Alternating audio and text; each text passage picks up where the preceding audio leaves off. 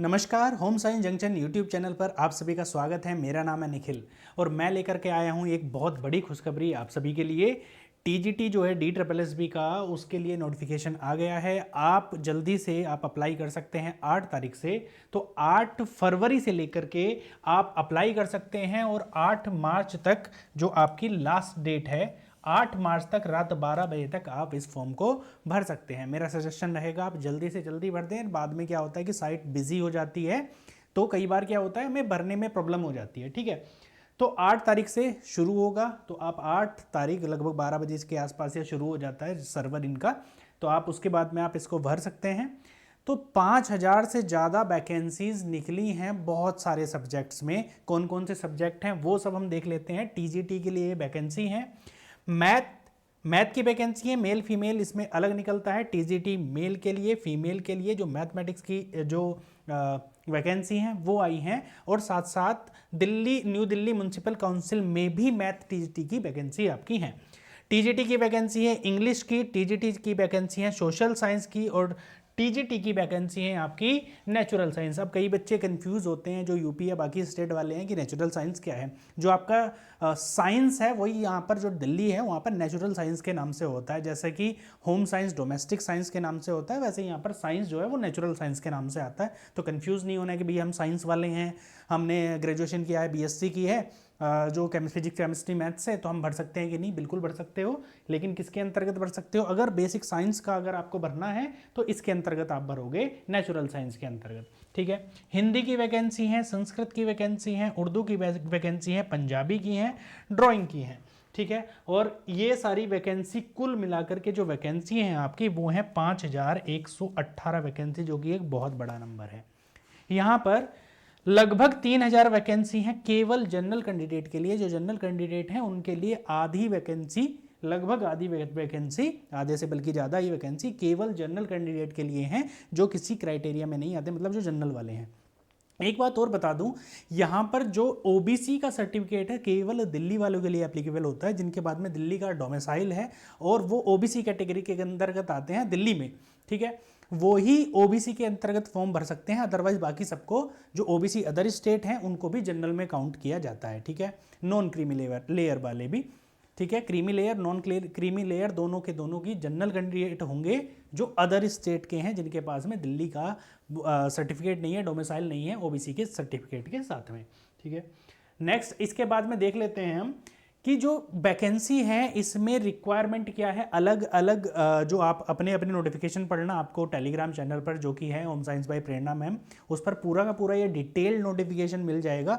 तो अपने सब्जेक्ट का वहाँ पर आप देख लेना कि क्या क्राइटेरिया है, क्योंकि कुछ एक ऐसे भी हैं जिनमें बीएड नहीं चाहिए, रिक्वायर्ड नहीं है, और कुछ एक में रिक्वायर्ड है। तो आप अपने अपने हिसाब से वो सब चेक करेंगे। जैसे यहाँ पर बात करें कौन सी वैकेंसी है, ये मैथ मेल की वैकेंसी की अगर हम बात करते हैं तो जो एजुकेशनल क्वालिफिकेशन है इसमें एसेंशियल क्या है, ए बैचलर डिग्री और equivalent with mathematics as a main subject. आपने ग्रेजुएशन की हो जिसमें मैथमेटिक्स एक मेन सब्जेक्ट हो, तीनों ईयर में आपके पास में, अगर 3 ईयर का आपने ग्रेजुएशन किया है तो आप उसके पास में आपका जो है मैथमेटिक्स होना चाहिए। From a recognised university having secured 45% marks in aggregate one of the school subject, मतलब जो इसमें जो 45 एग्रीगेट आपके कम से कम मार्क्स होने ही चाहिए।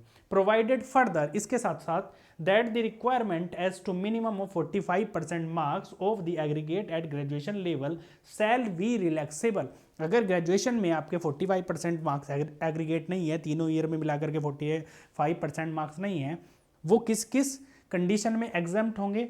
Candidate who passes A post graduate qualification in mathematics, जो पोस्ट ग्रेजुएट है तो उसके लिए जरूरी नहीं है, अगर उसके 40% मार्क्स भी हैं ग्रेजुएशन में तो वो भी चल जाएगा। ठीक है, belonging to SC ST category, या तो फिर वो विद्यार्थी SC और ST कैटेगरी से है, फिजिकली हैंडीकैप्ड है, तब भी कोई रिक्वायरमेंट नहीं है कि 45% मार्क्स ही हों, आपके कम भी होंगे, केवल पास होने चाहिए आप, तो चल जाएगा। डिग्री इन एजुकेशन, एजुकेशन में डिग्री ले रखी है, बेसिकली बीएड है।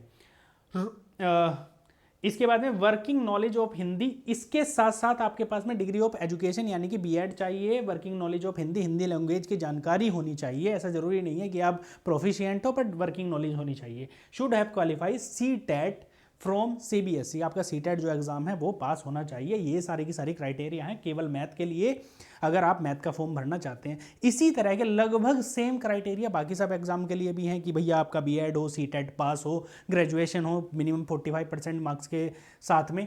लेकिन जब आपकी वैकेंसी आती है डोमेस्टिक साइंस की टीजीटी की, तो वहाँ ध्यान रखना वहाँ पर बीएड की रिक्वायरमेंट नहीं होती है, ठीक है। तो कई बार हम कंफ्यूज रहते हैं भैया हमने तो बीएड नहीं करा, लेकिन वहाँ पर ज़रूरत भी नहीं होती है। तो वो नोटिफिकेशन में लिख के आएगा, नोटिफिकेशन अगर आप ढंग से रीड करोगे तो कोई प्रॉब्लम नहीं होगी। इसके बाद में देख लेते हैं हम कि इलिजिबिलिटी क्राइटेरिया, तो वही है सिंपल से कि भैया भारत के कैंडिडेट और ये सारी चीज़ें हैं। आप अप्लाई कैसे कर सकते हैं, DSSB online.nic.in पर जाकर के वहाँ पर आप लॉगिन करेंगे। अगर पहले फॉर्म भरा था तो वो सारी की सारी डिटेल दिखा रहा होगा, आईडी पासवर्ड यानी कि आपका 10th का रोल नंबर पूछेगा, वो पासवर्ड पूछेगा और साथ में डेट ऑफ बर्थ पूछेगा और आपका लॉगिन हो जाएगा। अदरवाइज वहाँ पर आप रजिस्ट्रेशन करेंगे, नया एक रजिस्ट्रेशन नंबर मिलेगा, उससे आप लॉगिन कर पाएंगे, ठीक है। 100 रुपये फीस है बाकी सभी के लिए 100 रुपये फीस है। लेकिन जो कि SC कैंडिडेट है या फिर लड़कियां हैं या फिर फिजिकली हैंडीकैप्ड है या फिर एक्स सर्विसमैन है, उनके लिए ये फीस भी उनकी नहीं लगेगी। अब पेपर का नेचर कैसा होगा ये इंपॉर्टेंट चीज़ है। इसमें अगर आप देखो सबसे इंपॉर्टेंट चीज़ है, क्योंकि इसी के बेस पर आप क्वालिफाई करेंगे एग्जाम। 2 घंटे का पेपर, 200 क्वेश्चंस 200 मार्क्स के, 200 क्वेश्चन 200 मार्क्स के। और इम्पोर्टेंट बात है कि 2 घंटे का पेपर है, बड़ा मुश्किल पड़ता है। Grand total 200। सेक्शन ए में 4 चीज़ें आती हैं आपकी, 5 चीज़ें आएंगी, 20-20 क्वेश्चन होंगे सेक्शन ए में, जो कि आपको पता ही है जनरल सेक्शन होता है, जिसमें एक जनरल अवेयरनेस है, जनरल इंटेलिजेंस यानी कि रीजनिंग आती है। तीसरा होता है आपका मैथमेटिक्स वाला, चौथा हो जाएगा आपका हिंदी लैंग्वेज और 5वां हो जाएगा आपका इंग्लिश लैंग्वेज। इंपॉर्टेंट सेक्शन है। इस सेक्शन की अगर आप तैयारी करना चाहते हैं तो हमारे चैनल होम साइंस जंक्शन पर आप जुड़े रहिएगा। DSSB की इस सेक्शन की तैयारी आप इस पर बहुत अच्छे से कर पाएंगे। चलिए, इसके बाद में जो सेक्शन बी आता है उसमें आपका जो सब्जेक्ट है मेन, जैसे आपका मैथमेटिक्स है अगर, तो आप मैथमेटिक्स की तैयारी करेंगे। अगर आपका संगीत है या फिर उर्दू है तो आप उसकी तैयारी करेंगे। उसके इक्वल क्वेश्चन होंगे 100 क्वेश्चन।